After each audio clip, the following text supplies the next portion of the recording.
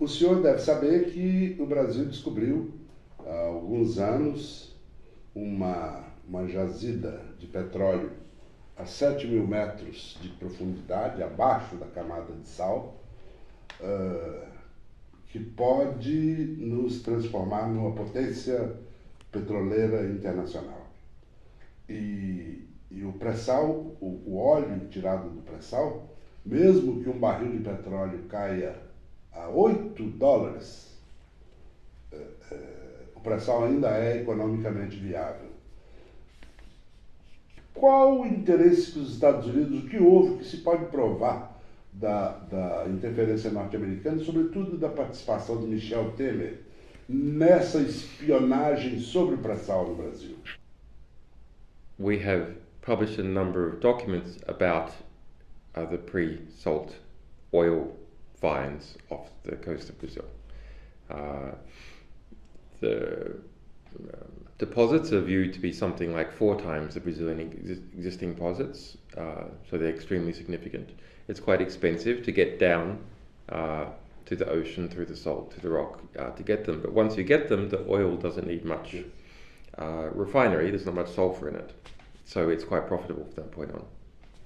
Well, the existing condition was that Petrobras would have 30% guaranteed revenue stream from the pre-salt oils. And various oil-related interests were going to the US Embassy and complaining about this condition. So some of the political parties in Brazil were speaking about that and saying that they would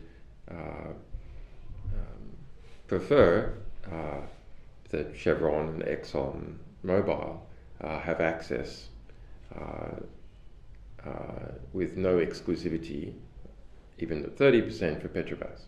Okay, so this is actually very interesting argument. What is the best way for Brazil to license its oil deposits that best benefits the people of Brazil? And the basic argument is along these lines. If the state is to run in a coherent way when it is in competition with other states and large transnational corporations, then it needs some kind of revenue, and oil is a strong revenue stream that can empower the state. Okay.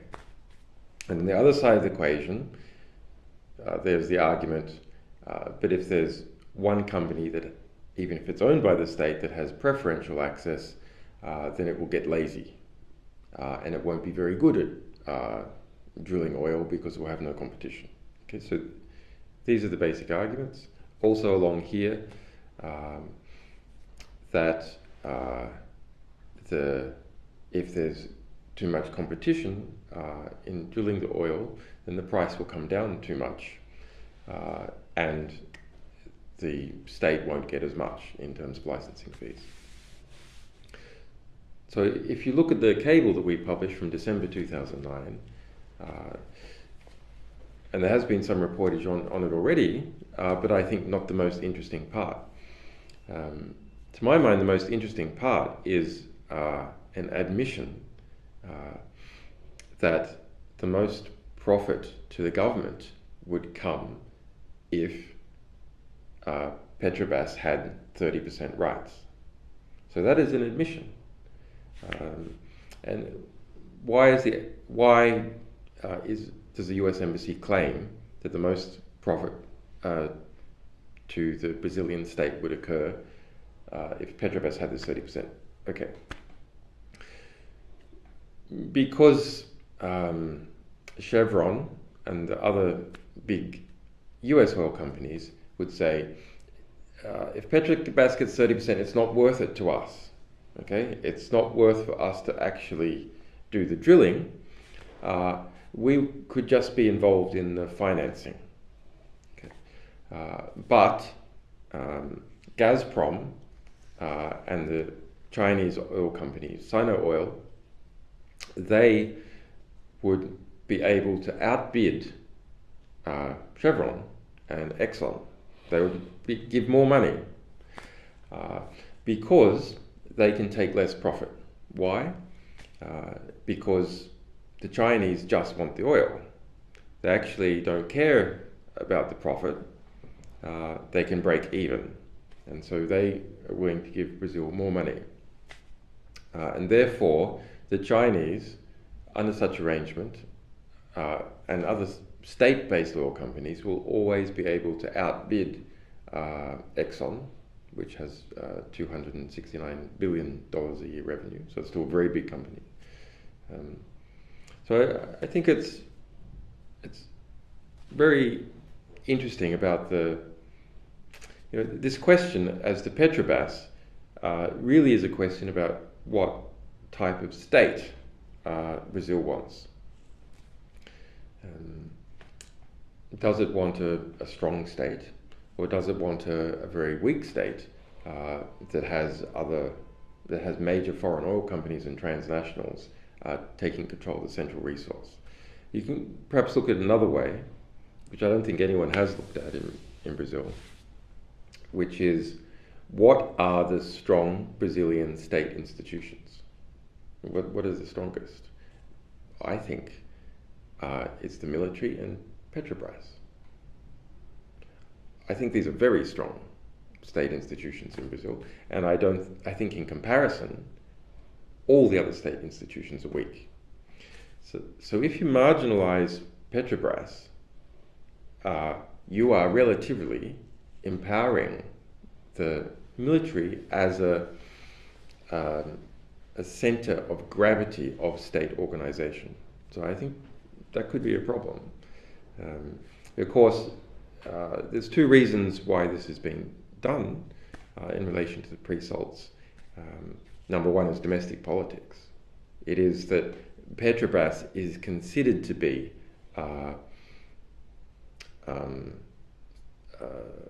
allied to PT because of Dilma was there, because she's put her people there, and because Dilma's policy benefited Petrobras and her future policy benefited Petrobras. So institutionally, Petrobras feels that its interests are best served by PT. So that makes the other parties want to reduce its power by taking revenue away from it. Then this is a way that you can curry favor with the United States, is to make it easier for Chevron and ExxonMobil to get access to some of that oil, and that's what's spoken about in our cables, the constant desire by those US oil companies to get access that Petrobras has. So you can curry favor with Americans that way. Now, there's different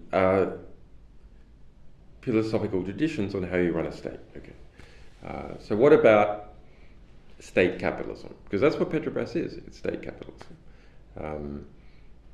where you have a company structure which is controlled at the organizational level by the state.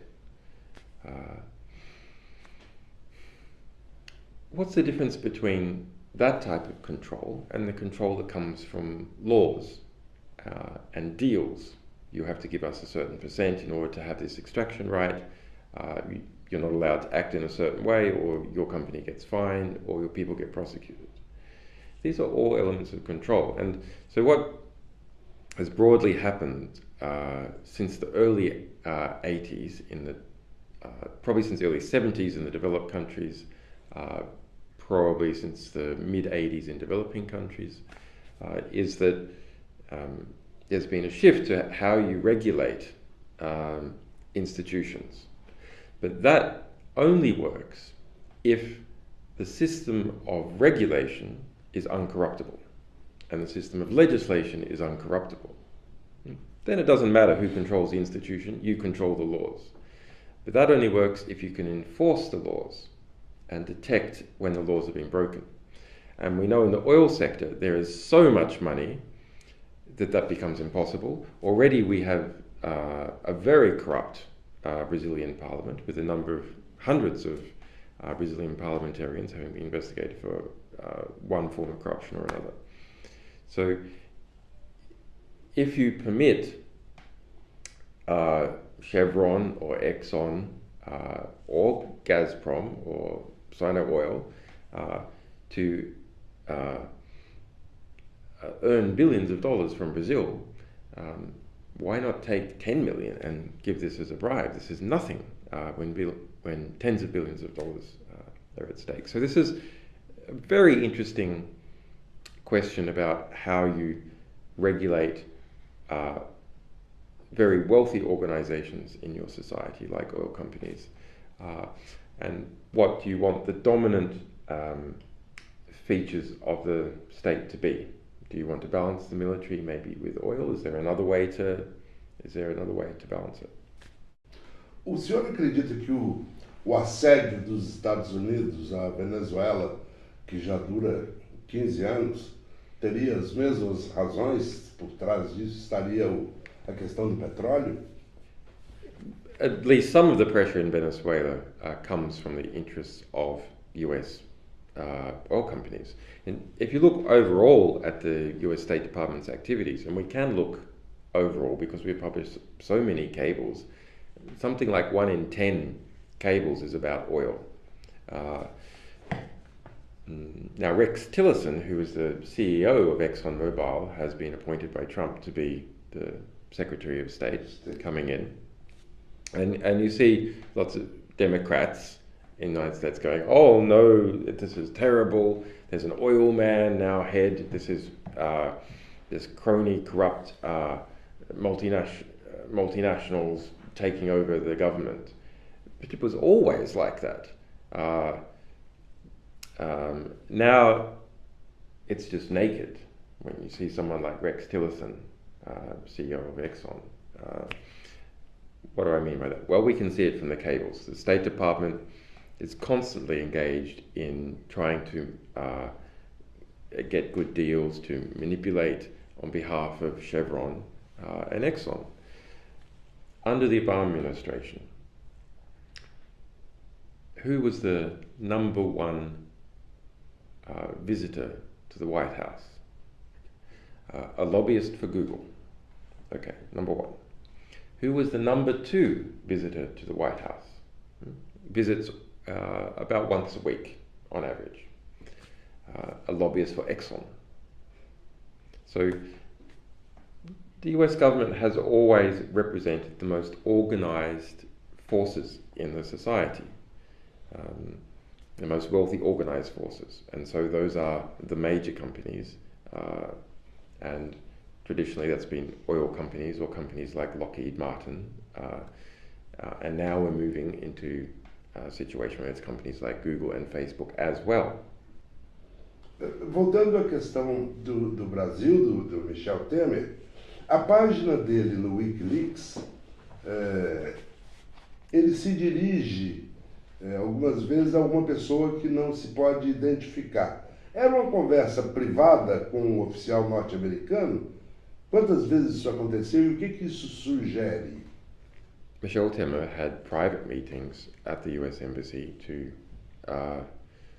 give them political intelligence that not many had access to, discussing what the political dynamics were in Brazil. This is not to say that he is a paid spy of the American government. I don't know, but there is no evidence that I have seen that he is a paid spy in terms of cash. Yes. Okay. We're talking about something else. We're talking about making a good relationship so that there can be information exchange from one side to the other side and political support down the track. Há uma outra passagem vazada por Wikileaks, que é uma palestra da secretária de Estado Hillary Clinton para o Banco Itaú, nos Estados Unidos, em que ela fala de fronteiras livres. Seria isso prenúncio de apoio dela ao golpe no Brasil? In October, we published Hillary Clinton's secret paid speeches, transcripts and some excerpts that her campaign staff were worried about would be made public. Bernie Sanders and others had been calling for over a year that these things should become public. She kept them secret, and this was actually a holy grail of journalism in the United States, to get hold of these things, and we didn't publish them. So lots of interesting material in there about what her position is when she's speaking to Goldman Sachs, when she's speaking to Brazilian investment banks. So she's an ultra neoliberal. I mean, that's her position, hawkish in relation to expanding the US empire.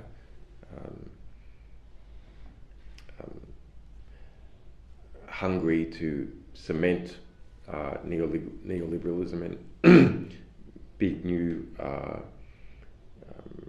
treaty changes such as the TPP or the TTIP, is quite strategic realignments in order to do two things: to give US multinationals what they want, and to encircle China to make it harder for China to rise.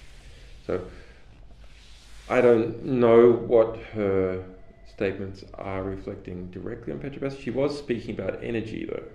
So it's in the context of energy, her statements to that Brazilian investment bank, that she wants complete free flow of energy products.